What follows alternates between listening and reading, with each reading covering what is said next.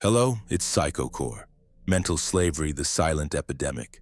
Picture this scenario.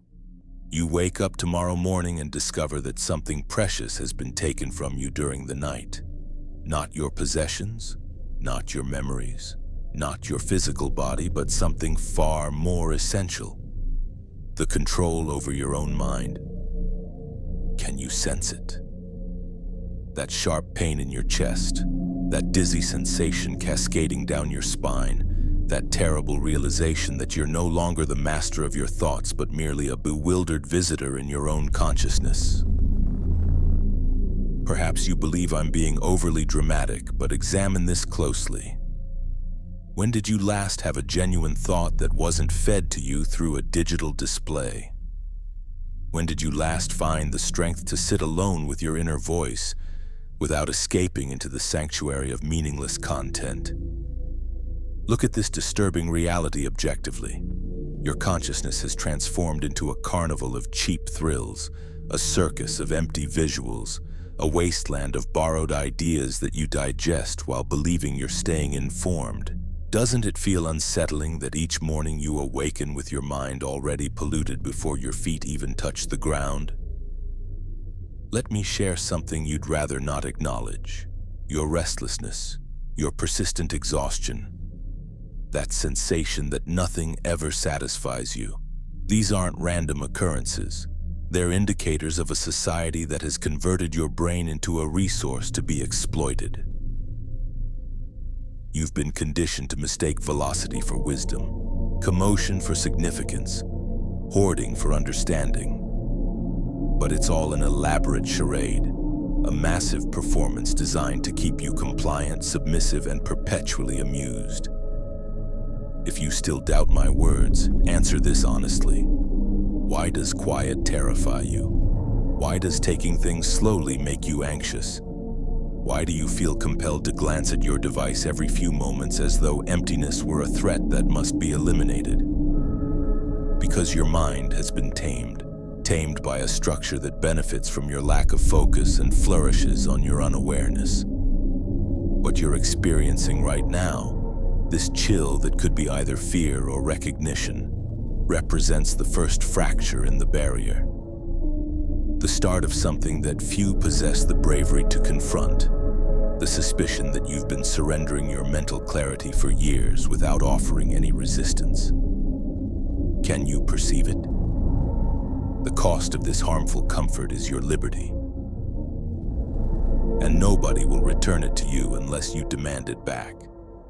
Today, I'm going to share the reality that was never taught in educational institutions, nor mentioned in those self-improvement guides. A truth so disturbing that you'd prefer to remain ignorant.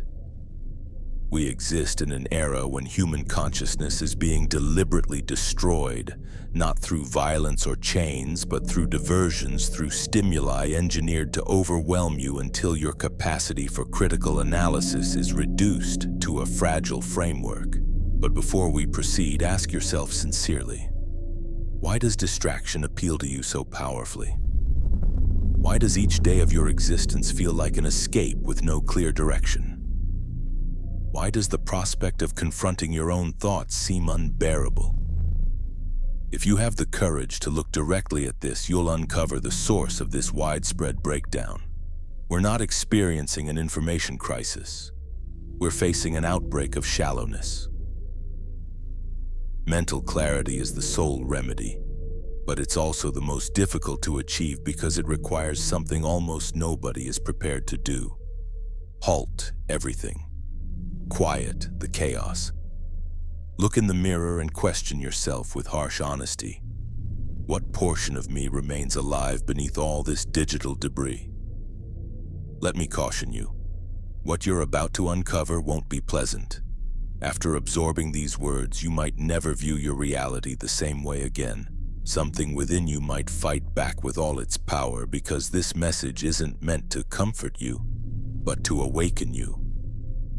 If you've reached this point, perhaps part of you already suspects that something is beyond repair. But the most disturbing aspect isn't the fracturing of your mind. What's truly frightening is that this deterioration doesn't affect only you. It's universal, a carefully nurtured mental disorder masquerading as advancement. Because while everyone celebrates immediacy and praises the overload of pointless data, nobody pauses to wonder, what are we sacrificing in this frenzy of distraction? Let me tell you something that very few dare to express. Each time you consume without discrimination, each time you confuse data with wisdom, you're nourishing an emptiness that can never be filled. And that emptiness isn't harmless. It expands, spreading within you like a destructive stain that gradually dissolves your sense of self. This is how the system operates. The less you think, the more you're shaped. The more you react emotionally, the less you actually decide. You become a puppet controlled by feelings, mistaking impulses for genuine purpose. But there's something even more twisted in this scenario. You've been convinced that all this mental exhaustion indicates productivity.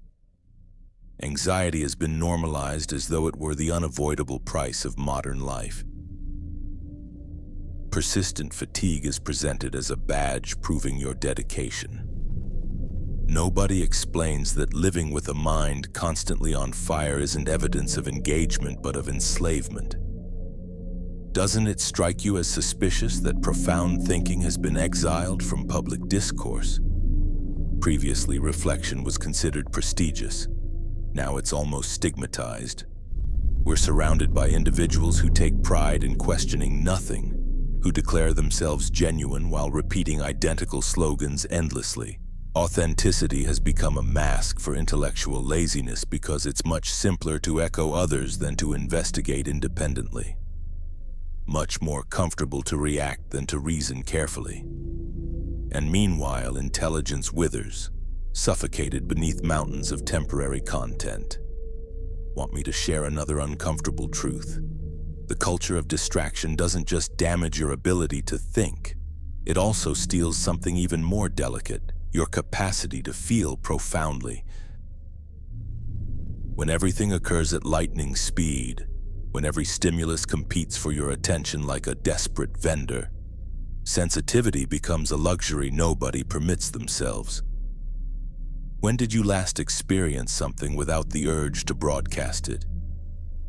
When did you feel appreciation, sorrow, or amazement without considering someone else's approval?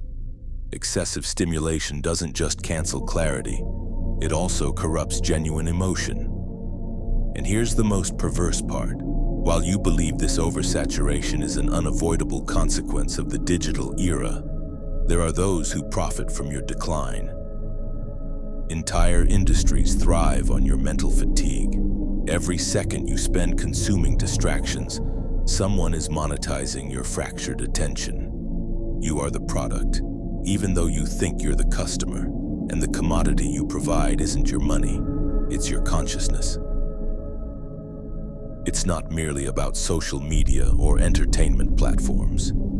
It's a much broader network, a machine designed to keep you imprisoned in a state of chronic bewilderment. The more drained you are, the easier it becomes for you to purchase whatever promises temporary relief.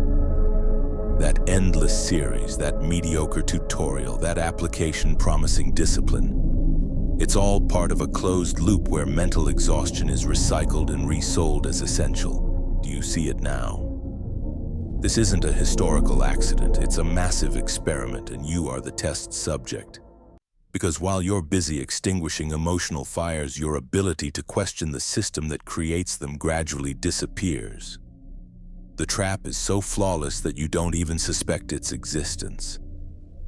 Look at yourself honestly.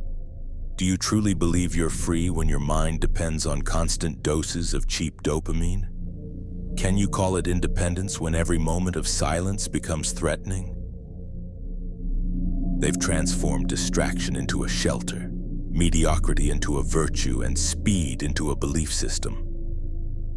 And so, while you celebrate immediacy, your inner world is slowly consumed in a fire nobody can see. But all is not lost. Even though it's difficult to imagine, there's still a small group of individuals who refuse to bow to this dictatorship of superficiality. People who understand that thinking is an act of rebellion, that slowness is a revolutionary quality, that silence, the one you so fear, is the space where ideas that can change everything take root. If you've ever felt uncomfortable in this culture of haste, if part of you resists instant gratification, perhaps you belong to that minority. Perhaps deep within you still preserve the seed of clarity. Don't let it perish. Because the world doesn't need more hypnotized consumers. It needs human beings capable of stopping and observing with fully awake eyes the absurd theater others call reality. Have you ever wondered what would happen if you suddenly disconnected everything? If you turned off every screen, every notification, every stimulus you now consider indispensable, what would remain? Initially, you might feel primitive terror, an emptiness so intense you'll convince yourself something is wrong with you. But that emptiness is evidence you've spent too long feeding your mind with substitutes. Withdrawal isn't failure. It's the first sign you're recovering your capacity to feel and think without intermediaries.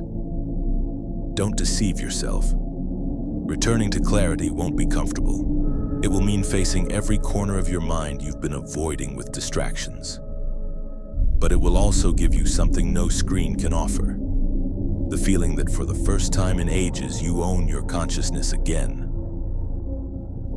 And when that happens, you'll understand that this collective decay isn't invincible. That even if millions choose to numb themselves, there will always remain a handful of people willing to think courageously. People who understand that clarity is a form of insurrection, and that in a world that applauds ignorance, daring to face truth is the most dangerous act of all. But perhaps you're wondering why this epidemic of distraction feels so irresistible. Why, even knowing it's consuming you, do you keep running into its embrace? The answer isn't just in technology or advertising. It's much deeper. The root is psychological, so intimate it's hard to recognize. You've been taught to distrust your own silence. As a child, you were taught that emptiness is an enemy, that boredom indicates failure, that stillness is a symptom of worthlessness. So you grew up believing you're only valuable if you produce, if you react, if you consume. Nobody explained that this urgency is an invisible prison. Notice something hardly anyone analyzes. Perpetual entertainment doesn't just steal your time. It steals your identity. Have you realized you no longer know what you truly enjoy? You confuse your desires with algorithms pushing you in specific directions. You think you choose, but you're really being guided by artificial intelligence that understands your impulses better than you do. Every video you consume, every headline you share, every notification you acknowledge is a seed growing in your mind and displacing your own judgment. And meanwhile, your will dissolves into an ocean of options you never requested. And there's something even more sinister. This culture not only destroys your mental clarity, it nullifies your emotional resilience. When your mind becomes accustomed to constant bombardment, your nervous system stops distinguishing what's important from what's trivial. Everything becomes an alert, everything disturbs you, everything demands your immediate reaction. This is how anxiety and chronic exhaustion are born, from living in a state of permanent alarm, never giving yourself permission to stop and discern. The consequence is devastating. An entire generation walks through life convinced that feeling burned out is evidence of commitment, that living with a head full of noise is the price of success. And meanwhile, the truly important questions are buried under tons of distractions. Who are you when nobody is watching? What thoughts arise in your mind when there's no stimulus to push them away? What purpose would you have if you stopped measuring your worth in terms of productivity and external validation? I'm going to tell you something you won't learn in any school. The ability to endure silence is a form of intelligence that's becoming extinct. Do you know why? Because silence is the only space the system cannot reach. There, without screens, without voices, without comparisons, you're free to look at your life with brutal honesty. But it's also there where the questions you fear most appear. Why am I here? What is the meaning of all this? Who do I really belong to? Most people would rather not know the answers because they would mean dismantling an entire building of inherited certainties. And so we continue, displacing discomfort with stimuli, suffocating curiosity with noise, anesthetizing consciousness with entertainment. Because real thinking hurts. Truly feeling is exhausting, and truly being requires courage that not everyone is willing to cultivate. But there's a secret almost nobody confesses. Your mind retains the capacity to rebel, even if it has slept for years. Every time you dare to do something without a screen before you, every time you choose slowness despite everything pushing you to rush, every time you decide to question your impulses, you're rebuilding a muscle they told you was useless. The muscle of clarity. Look around you. Do you see that lost look in the eyes of people glued to their devices? That absent glow? That mechanical gesture with which they swipe their finger repeatedly across the screen? It's not mere distraction. It's proof we're living in a non-consensual experiment where every individual is a data point, every thought is a product, and every emotion is a commodity. And if you think I'm exaggerating, ask yourself why it's so uncomfortable to be without distractions. Why that silence weighs on you like guilt. Because in that void, everything you've been postponing reappears. The decisions you didn't make, the conversations you avoided, the versions of yourself you buried under the incessant spectacle of the immediate. But here comes the most uncomfortable detail of all. Even if the whole world lives anesthetized, nobody will answer for you the day you realize you've wasted your entire life in a theater of trivialities.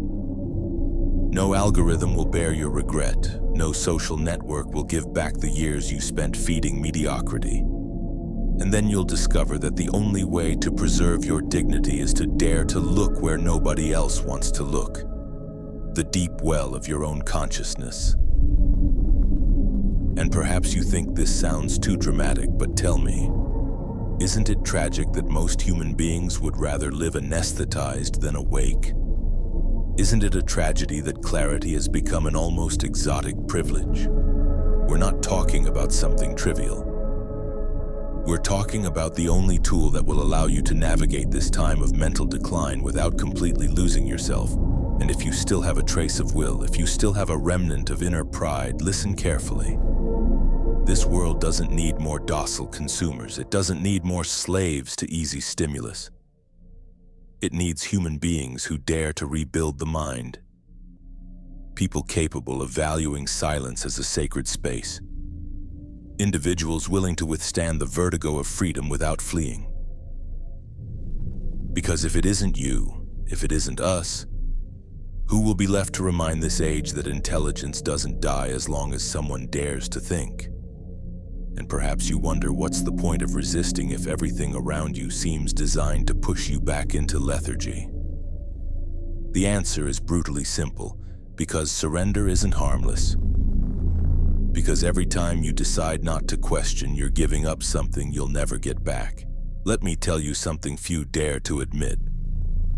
The conscious renunciation of clarity isn't neutral. It has a cost.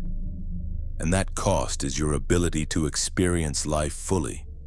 Think about it coldly. When your mind is colonized by urgency, what space is left for curiosity?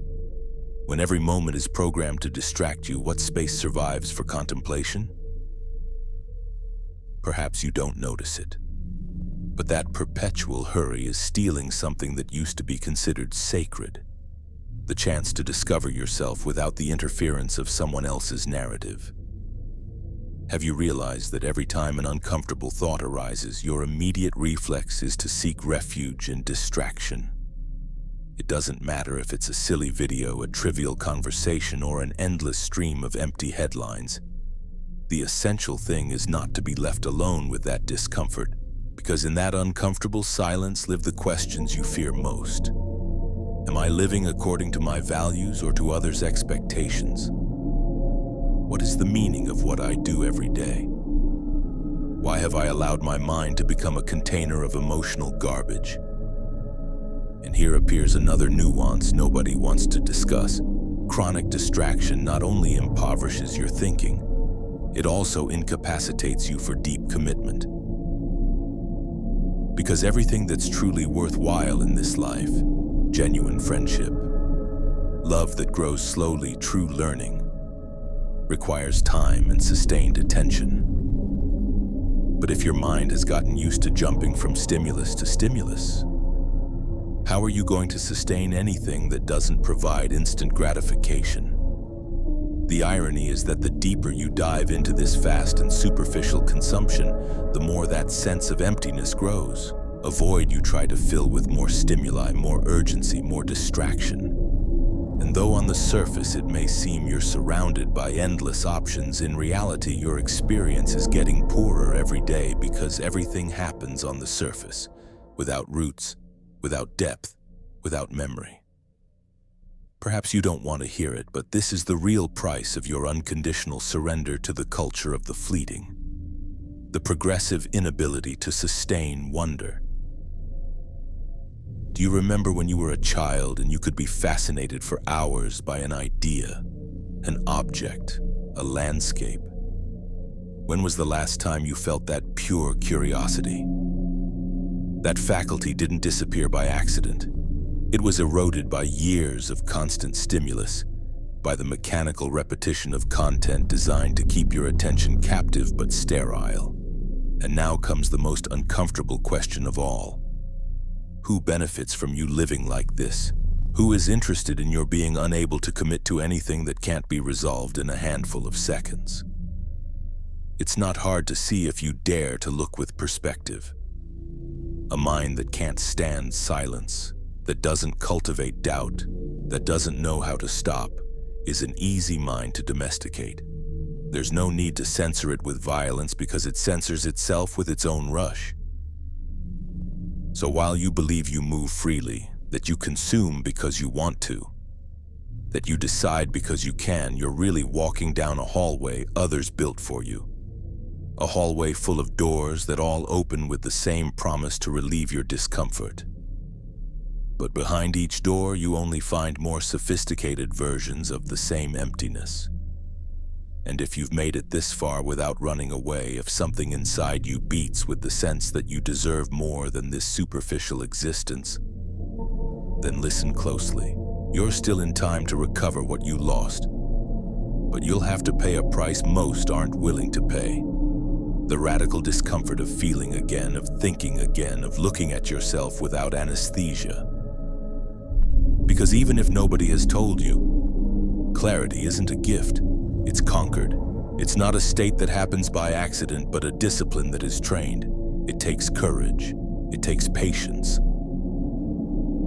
It requires accepting that for a time you'll feel a vertigo so intense you'll doubt yourself. Because after years of numbness, awakening is a brutal experience, but it's also the only experience that can give you back something you thought was impossible. The sovereignty of your mind. The ability to decide what you focus your attention on, the freedom to dissent when everyone around you repeats, the dignity to build your own thoughts even if you're branded as strange. And when you experience that awakening, even for an instant, you'll understand you were never just another consumer, that there has always been an intact intelligence inside you, waiting for you to have the courage to rescue it from the mud of the trivial. That intelligence is still there, more alive than ever, ready to rebuild your consciousness from the ashes. But nobody can do it for you. Nobody can give you back your capacity for wonder if you are not willing to let go of the weight of distraction. Nobody can teach you to think if you deny yourself silence. And nobody, absolutely nobody, will be able to offer you the clarity you so long for if you don't dare to face the most uncomfortable truth of all. That this world is designed so that you never discover it. And if right now you feel something twisting inside you, if you perceive an echo of discomfort mixed with a spark of determination, then stay. Because this could be the beginning of the only revolution that matters, the one that happens inside your own mind. And if you have endured up to this point, if you are still here without looking away or seeking refuge in another stimulus, then you are different. Because most can't stand this conversation. Most run away, close the window, swipe the finger, and look for a placebo that will return them to comfort. But not you. You decided to stay. And that means that inside you something still survives that this system has not been able to domesticate. The longing for truth. Perhaps right now you notice an uncomfortable silence enveloping your thoughts. Don't try to fill it. Listen to it. That silence is proof that you are alive inside. That your consciousness is still hungry for something that cannot be bought or downloaded meaning. And here in this strange and brutal pause, I want you to ask yourself something very few dare to consider. What if all this emptiness you feel is not a defect, but a sign that you are ready to start again? What if this discomfort is the invitation you've been waiting for all these years? Because there is one certainty that nobody can ever take from you. Clarity is contagious. A single mind that dares to wake up can sow doubts in hundreds of sleeping minds. Perhaps you don't know it, but the simple act of thinking deeply is a form of rebellion that spreads like wildfire. And if you're here, it's because you sense the fire has already started to ignite inside you. You don't need to have all the answers. Nobody does. All you need is to keep the courage to question, the bravery not to give in when mediocrity comes disguised as success, the patience to withstand silence until better questions arise than those you inherited, and above all, the humility to understand that the mind is built every day like a muscle that grows stronger with discomfort and wonder. So if today you decide something, let it not be to return to distraction. Decide to stay with your own vertigo. Decide to observe it with curiosity instead of running away. Decide to start living with the awareness that your attention is the most valuable thing you possess. And that as long as you keep cultivating that inner space, nobody can make you another slave of this age that celebrates ignorance and crucifies clarity. Now I want to propose a small symbolic act. If everything you've just heard has resonated with you, if you feel something inside you has been stirred, write me in the comments a phrase that is your own declaration of resistance. It can be simple, it can be raw, it can be uncomfortable, but let it be yours because that will be the first stone in your reconstruction. And if you want to keep exploring ideas that unsettle and awaken, subscribe here. You won't find easy recipes or hollow promises. Only one commitment to question every lie you were sold as truth. Because sometimes to start living, you have to dare to lose everything, even the comfort of not thinking. See you on the next mental journey. But in the meantime, remember this. Every time you choose silence over noise, every time you dare to feel without distraction, every time you think for yourself, you are reclaiming your sovereignty. And that, even if the world doesn't understand it, is the most revolutionary act there is. Now turn off the screen. Stay for a moment with your own mind. Let it speak to you without interference. And when vertigo scares you, smile. It's the sign that you're finally waking up. If you enjoyed this video, support the channel. Like, share, and subscribe.